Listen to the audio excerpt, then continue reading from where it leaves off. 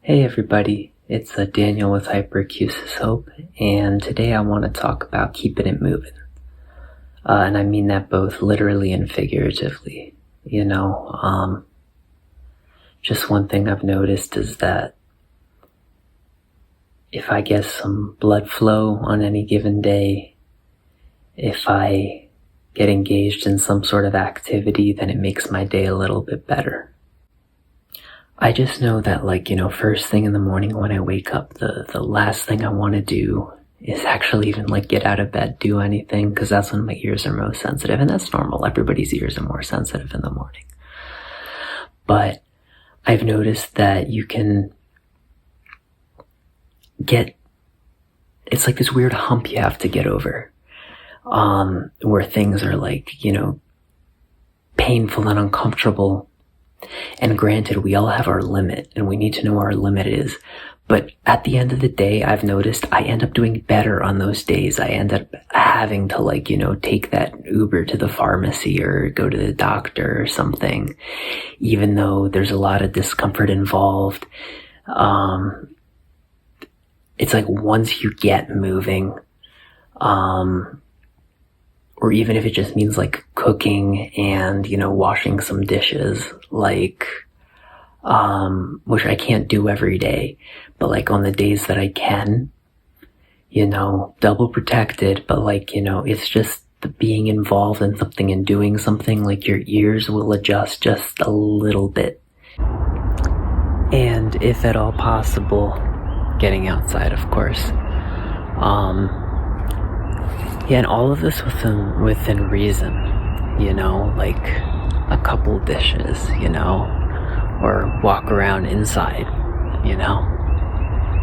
But just getting moving is so important. And I still maintain that when it comes to hyperacusis, we need to trust our guts.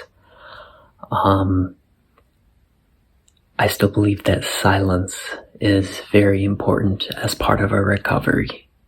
It's this weird thing where after, going and doing some things, I'm simultaneously a little more aggravated, my ears might be ringing, I might be dealing with some pain, but if I haven't pushed myself too far, it's something that also brings down the loudness, brings down the sensitivity overall. So it's this very nuanced thing, and so this is not me saying take off your, earplugs and just do whatever and, get exposure therapy that way. But I will say laying in bed all day and not doing anything is not the answer. We need that circulation. We need those endorphins. There is something called stochastic vibration, which basically just means, random vibration. Basically consistent, but random inputs. And when it comes to the effect on the nervous system and by extension, hyperacusis, I found that water and the sound can actually be kind of soothing to the ears. It's weird, it's like if your ears are already aggravated, you don't want to push it, but it's something that can be helpful.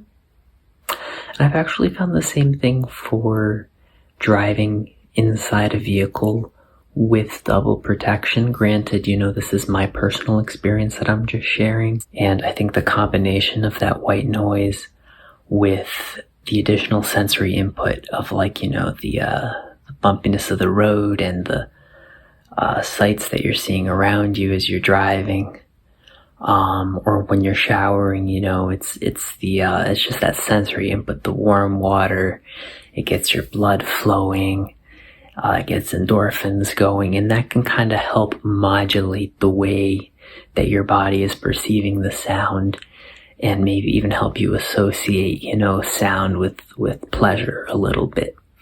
I haven't found these things to be in the long term, to change my hyperacusis, but I found that right after a shower or right after that drive, with adequate protection, that things are better for a little bit.